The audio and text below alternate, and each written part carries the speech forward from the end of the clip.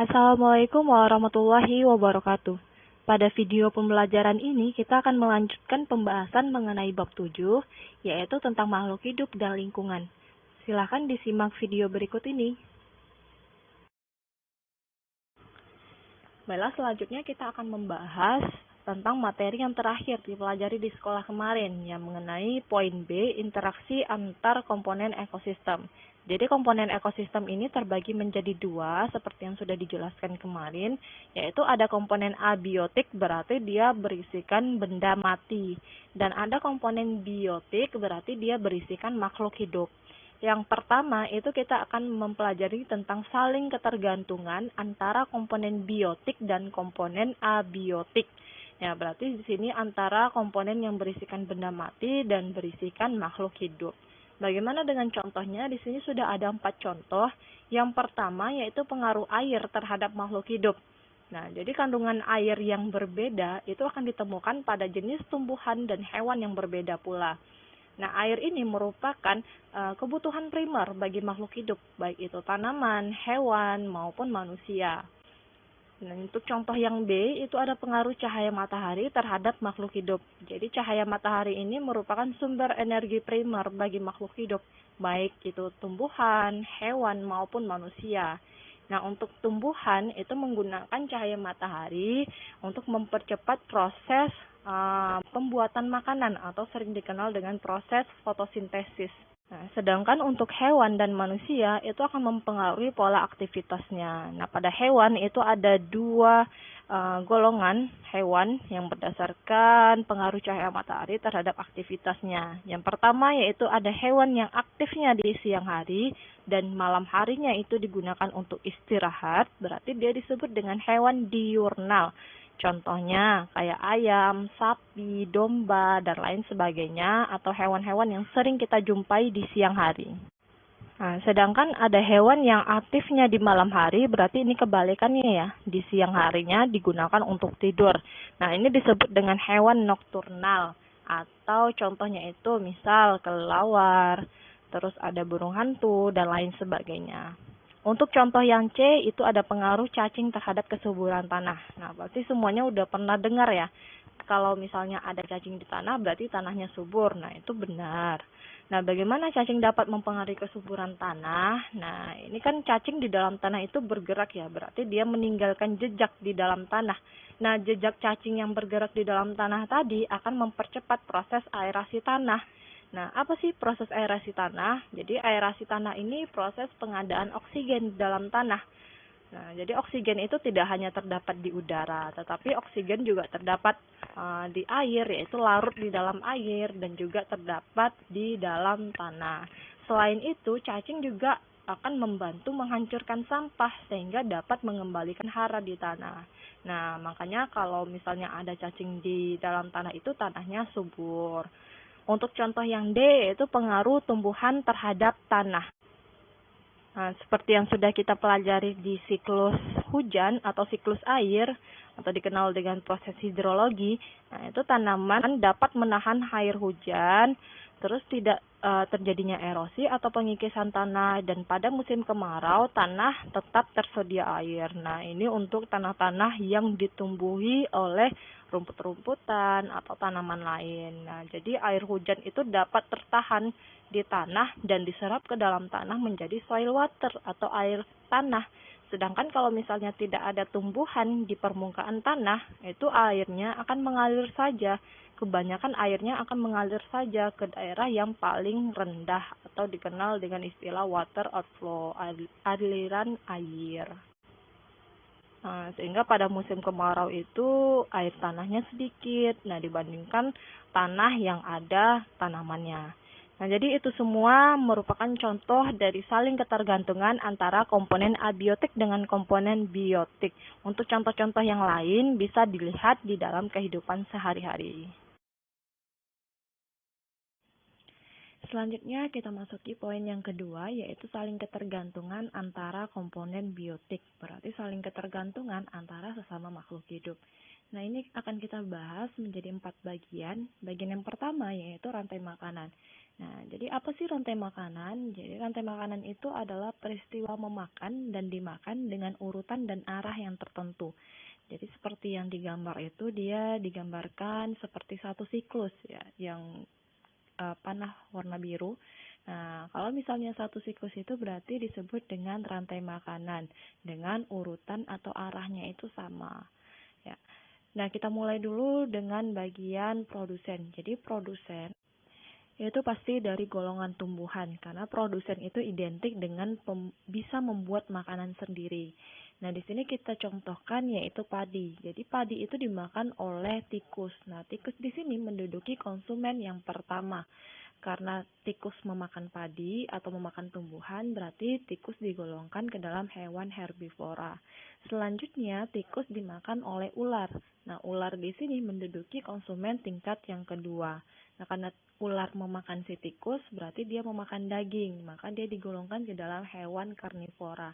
Selanjutnya, yang memakan ular adalah elang. Jadi, elang di sini menduduki konsumen tingkat yang ketiga.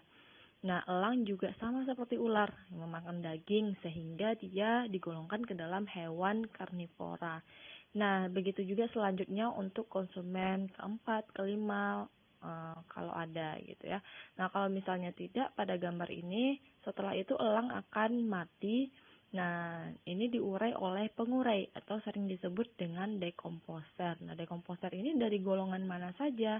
Itu kan dari golongan misal bakteri, cacing, terus kaki seribu, dan lain sebagainya. Nah, itu gunanya dekomposer itu untuk mengurai dari sisa-sisa makhluk hidup. Nah, begitu dia rantai makanan. Untuk contoh-contoh yang lain bisa dicari dalam kehidupan sehari-hari. Nah, selanjutnya yaitu ada jaring-jaring makanan. Kalau kita berbicara tentang jaring-jaring makanan, tentunya kita berbicara tentang sekumpulan rantai makanan yang saling berkaitan. Nah, jadi garis bawahi sekumpulan rantai makanan. Berarti dia lebih daripada satu rantai makanan. Artinya apa? Kalau lebih daripada satu rantai makanan, kalau dia saling berkaitan, berarti disebut dengan jaring-jaring makanan. Nah, untuk contohnya itu bisa kita lihat pada gambar yang berikut ini. Nah, dimulai dari tumbuhan ya. Kalau misalnya kita mau membaca rantai makanan, jaring-jaring makanan, atau apapun itu, mulai dari tingkat yang produsen. Berarti produsen itu pasti tumbuhan. Nah, di sini untuk jaring-jaring makanan, tumbuhan itu tidak hanya dimakan oleh satu konsumen saja, tetapi lebih daripada satu. Misal di sini ada kelinci, ada tikus, burung pemakan biji, dan belalang. Nah, hewan-hewan ini dia menduduki konsumen tingkat pertama. Jadi kelinci konsumen tingkat pertama, tikus konsumen tingkat pertama, burung pemakan biji konsumen tingkat pertama, begitu juga dengan belalang menduduki konsumen tingkat pertama. Nah, selanjutnya kita lihat pada siklus kelinci. Kelinci itu dimakan oleh siapa gitu kan? Kelinci itu bisa dimakan oleh rubah, bisa dimakan oleh elang. Jadi rubah dan elang ini menduduki konsumen tingkat kedua. Nah, terus siapa lagi konsumen tingkat kedua? Kita lihat lagi di siklusnya tikus. Nah, siapa yang memakan tikus? Yang memakan tikus itu ada rubah, ada elang. Jadi rubah dan elang juga menduduki konsumen tingkat kedua. Nah, selanjutnya kita lihat pada burung pemakan biji. Jadi burung pemakan biji ini juga dimakan oleh rubah, dimakan juga oleh elang, dan ada lagi yang memakan burung pemakan biji, yaitu ular. Jadi ketiga hewan ini menduduki konsumen tingkat kedua. Nah, selanjutnya untuk belalang. Nah, belalang itu dimakan hanya oleh laba-laba. Berarti laba-laba disebut juga konsumen tingkat kedua. Nah, untuk tingkatan selanjutnya kita lihat pada rubah dan elang tadi. Ada nggak yang memakan rubah dan elang pada siklus kelinci maupun tikus? Nah, kalau misalnya tidak ada, nah berarti rubah dan elang itu merupakan trofik yang tertinggi pada siklus kelinci maupun tikus. Berarti berhenti pada konsumen tingkat kedua, ya benar. Nah, selanjutnya kita lihat pada burung pemakan biji ya. Kalau misalnya kita lihat pada burung pemakan biji, itu dimakan oleh rubah. Nah, rubah itu juga nggak ada yang memakan rubah lagi, gitu kan, berhenti di rubah. Nah, terus burung pemakan biji juga dimakan oleh elang. Berarti nggak ada juga yang memakan elang lagi, berhentinya di elang. Kita lihat di ular. Ada nggak yang memakan ular? Nah, ternyata ada siapa? Elang. Nah, jadi elang itu selain menduduki konsumen tingkat kedua, elang juga menduduki konsumen tingkat ketiga. Ya. Nah, selanjutnya untuk laba-laba. Laba-laba dimakan oleh siapa? Nah, laba-laba dimakan oleh burung pemakan serangga dan juga ular. Berarti burung pemakan serangga selain menduduki konsumen tingkat enggak ada ya. Berarti burung pemakan serangga menduduki konsumen tingkat ketiga, ya. Nah, sedangkan ular juga menduduki konsumen tingkat ketiga selain menduduki konsumen tingkat kedua. Nah, coba dilihat pada gambar, ada nggak yang menduduki konsumen tingkat keempat? Nah, coba dilihat dengan teliti. Ya, benar, ada. Siapa? Elang. Jadi, elang itu dia juga menduduki konsumen tingkat keempat. Dari mana kita bisa lihatnya? Coba lihat dari siklus belalang. Nah, jadi belalang itu menduduki konsumen tingkat pertama tadi ya kan. Terus laba-laba menduduki konsumen tingkat kedua. Ya, benar. Terus ular memakan laba-laba berarti ular menduduki konsumen tingkat ketiga, benar. Nah, ular dimakan oleh siapa? Ular bisa dimakan oleh elang. Nah, jadi elang itu merupakan konsumen tingkat keempat. Selain itu, elang kalau kita lihat dari siklus kelinci, terus kita lihat dari siklus tikus, nah itu juga menduduki konsumen tingkat kedua. Ya, jadi makanya kalau untuk melihat jaring-jaring makanan itu kita harus teliti. Bagian selanjutnya yaitu piramida energi. Jadi apa sih piramida energi? Piramida energi merupakan perbandingan kuantitatif kandungan makanan antara produsen dan konsumen hingga tingkat selanjutnya yang diwujudkan dalam bentuk gambar piramida. Jadi perbandingan kuantitatif itu merupakan perbandingan yang dapat kita hitung, misal dengan angka. Nah, tidak dideskripsikan saja tetapi bisa kita hitung. Nah, itu disebut dengan perbandingan kuantitatif. Jadi dengan kata lain, piramida makanan itu juga bisa merupakan suatu gambaran piramida yang menunjukkan perbandingan kandungan zat makanan antara produsen, konsumen pertama, konsumen kedua, dan konsumen ketiga dalam suatu ekosistem. Jadi di dalam piramida makanan itu produsen senantiasa menempati dasar dari piramida. Sedangkan pada puncak piramidanya itu sendiri ditempati oleh karnivora besar yang memakan hewan lain yang lebih kecil dan konsumen yang berada di bawahnya. Atau pada gambar kita bisa melihat banyak istilah-istilah ya. Di sini ada tropik pertama, kedua, tropik ketiga, dan tropik keempat.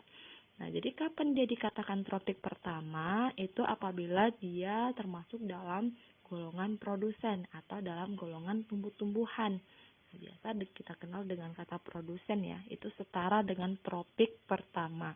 Sedangkan tropik kedua itu setara dengan konsumen tingkat pertama atau kata lain yang bisa menggambarkan konsumen pertama yaitu konsumen primer.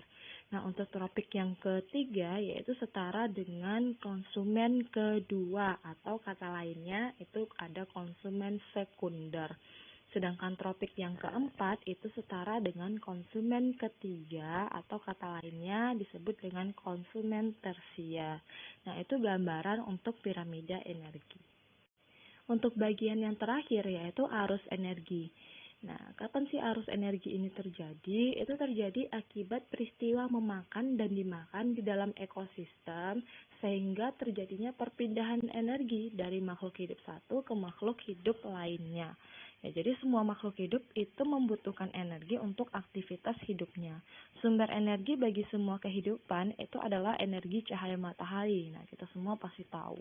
Nah, namun tidak semua makhluk hidup mampu menggunakan energi cahaya matahari tersebut secara langsung. Nah, itu salah satunya organisme yang mampu menggunakannya secara langsung itu adalah tumbuhan hijau melalui proses fotosintesis. Apabila tumbuhan hijau dimakan oleh hewan herbivora, senyawa yang terkandung di dalam tubuh tumbuhan hijau tersebut akan pindah ke dalam tubuh hewan herbivora. Itu berarti terjadi perpindahan energi ke dalam tubuh herbivora. Setelah masuk ke dalam tubuh hewan herbivora tersebut, energi kimia akan dirubah menjadi energi panas, energi gerak, dan sebagian tetap tersimpan di dalam senyawa yang menyusun tubuh hewan herbivora tersebut. Jadi tidak semua energi itu masuk ke dalam tubuh makhluk hidup dan dimanfaatkan untuk hidupnya.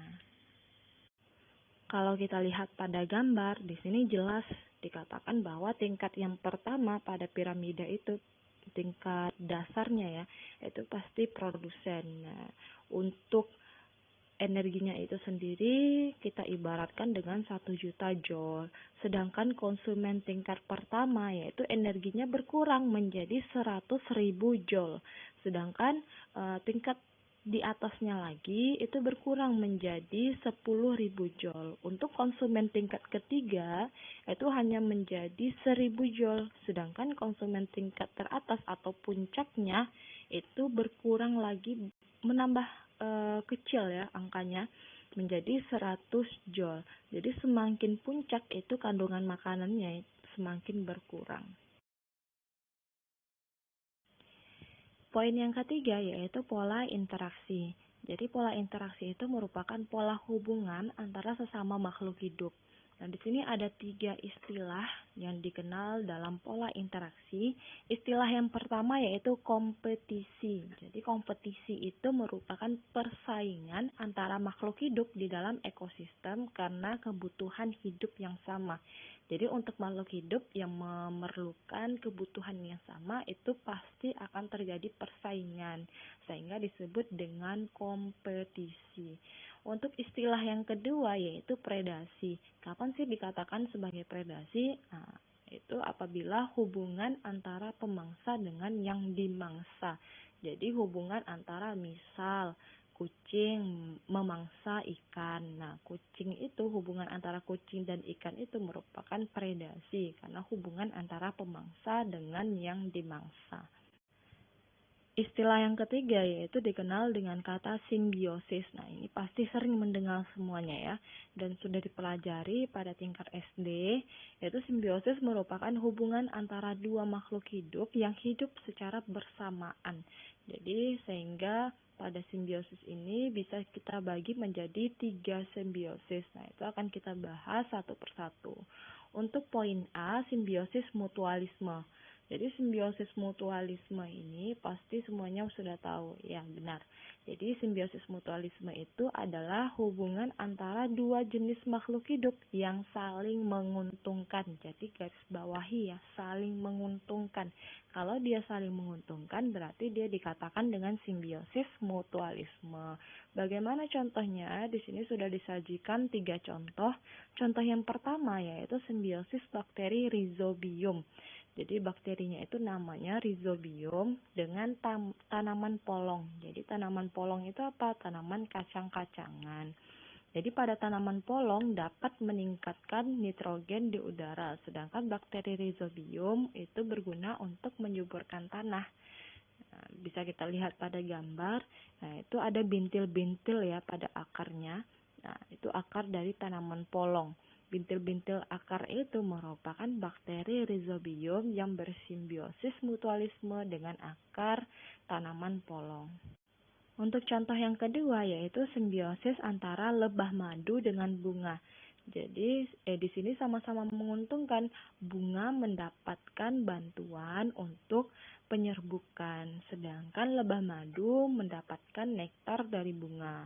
Jadi bunga diuntungkan, lebah madu juga diuntungkan. Nah, itu merupakan simbiosis mutualisme.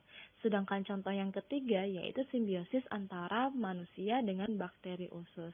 Nah, jadi di usus kita itu ada bakteri loh yang menguntungkan. Nah, jadi bakteri yang menguntungkan di usus kita itu dapat membantu mengurai sisa-sisa pencernaan makanan dan pembentukan vitamin K. Nah, ini Itu terjadi di usus besar, sedangkan bakteri itu mendapatkan zat makanan dari sisa-sisa pencernaan. Jadi intinya manusia diuntungkan dengan adanya vitamin K, terus bisa mengurai sisa-sisa makanan, sedangkan bakteri itu diuntungkan karena dia mendapatkan sisa makanan dari sisa-sisa pencernaan kita. Kita masuk ke simbiosis selanjutnya, yaitu simbiosis komensalisme. Jadi, apa sih simbiosis komensalisme?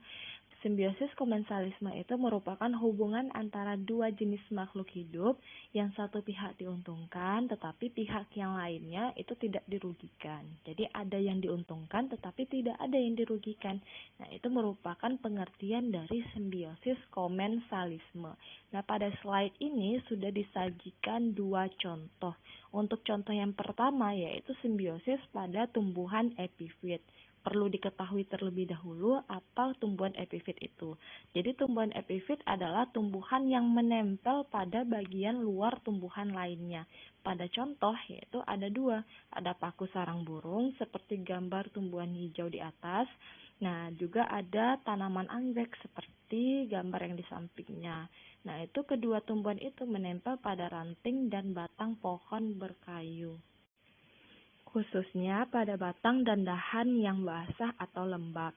Jadi anggrek itu tidak mengambil unsur hara dari jaringan hidup tumbuhan yang ditumpanginya, tetapi dia hanya mengambil air dan debu yang menempel pada kulit tumbuhan yang ditumpanginya tersebut. Dengan demikian, tumbuhan yang ditumpanginya tidak dirugikan, sebaliknya tanaman anggrek dan epifit lainnya itu akan memperoleh keuntungan karena dia dapat menumpang serta mendapatkan air dan hara dari kulit batang tumbuhan inangnya atau kulit batang tumbuhan yang ditumpanginya.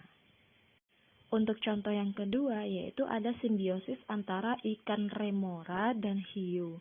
Jadi ikan remora itu merupakan ikan kecil yang memiliki kebiasaan menempel pada tubuh ikan atau hewan yang lebih besar lainnya. Contoh pada gambar itu hiu, atau ada contoh lain yaitu penyu. Nah, gunanya itu hanya untuk mendapatkan perlindungan dan sisa makanan dari hiu atau penyu. Jadi untuk hiu itu tidak diganggu proses makan dan proses memakannya, tetapi ikan remora malah mendapatkan perlindungan dan sisa makanan dari ikan hiu tersebut. Jadi ikan remora diuntungkan, ikan hiu tidak dirugikan. Untuk simbiosis yang terakhir, pada pola interaksi ini ada simbiosis parasitisme. Pasti semuanya sudah tahu ya, simbiosis parasitisme. Ya, benar. Simbiosis parasitisme itu merupakan hubungan antara dua jenis makhluk hidup yang satu pihak diuntungkan, tetapi pihak yang lainnya malah dirugikan. Nah, berarti kalau misalnya ada yang diuntungkan dan ada yang dirugikan, berarti namanya parasit ya bahasa kitanya. Nah, atau dikenal dengan simbiosis parasitisme. Nah, di sini sudah ada 3 contoh. Contoh yang pertama yaitu simbiosis antara benalu dan inangnya. Inangnya di sini maksudnya tumbuhan yang ditumpanginya, ya gitu. Akar benalu itu sebenarnya akar yang tidak sempurna. Nah, jadi dia tidak mampu menyerap air dan hara langsung dari tanah sehingga dia membutuhkan inang atau tumbuhan lain untuk menumpang pada ranting tumbuhan tersebut.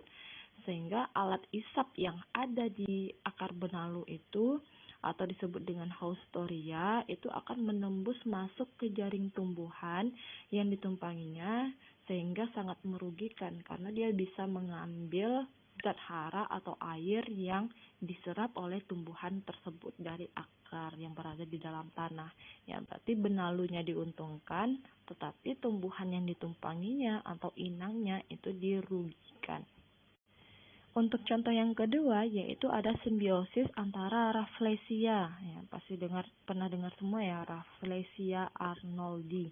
Nah, ini simbiosisnya antara bunga tersebut dengan tumbuhan inangnya. Nah, bagaimana simbiosisnya? Itu tumbuhan bunga Rafflesia arnoldi itu hidup sebagai parasit pada akar tumbuhan lainnya seperti pada gambar itu ya, bunga yang berwarna merah.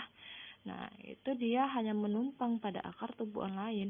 Jadi tumbuhan Rafflesia ini yang menyembul di atas permukaan atau yang kita tampak sekarang itu adalah bunganya, sedangkan bagian tubuh lainnya itu tertanam di dalam akar dan masuk ke dalam jaringan akar, sehingga Rafflesia tersebut dapat menyerap zat makanan yang dibutuhkannya. Berarti ini Rafflesianya sebagai parasit ya. Rafflesianya diuntungkan, tetapi akar tanaman lainnya malah dirugikan. Untuk contoh yang ketiga yaitu ada parasit di tubuh manusia. Nah, ini pasti sudah pernah mendengar ya, atau dulu pernah mencoba melakukan uji apakah ada cacing yang di dalam tubuh kita atau tidak. Nah, itu merupakan parasit loh di dalam tubuh kita. Jadi jenis parasit di dalam tubuh manusia itu banyak sekali ya. Antara lainnya itu ada bakteri, ada kelompok dari jamur, ada kelompok dari protista, bahkan kelompok dari cacing. Nah, misalnya saja cacing yang berada di dalam tubuh kita yaitu ada cacing tambang atau bahasa ilmiahnya itu Ancylostoma duodenale. Nah, cacing ini hidup di dalam usus manusia untuk mengisap darah dan mengeluarkan zat anti pembekuan darah. Nah, ini sangat tidak menguntungkan bagi usus kita. Nah, perlu kita basmi gitu ya, supaya tidak cacingan. Nah, tidak cacingan itu karena adanya cacing tambang. Makanya kita dianjurkan untuk setiap sekali dalam 6 bulan itu harus minum obat cacing ya, supaya cacing di dalam tubuh kita itu bisa teratasi atau bisa dibasmi, sehingga kitanya bisa hidup sehat. Untuk pembahasan terakhir kali ini itu ada keseimbangan ekosistem.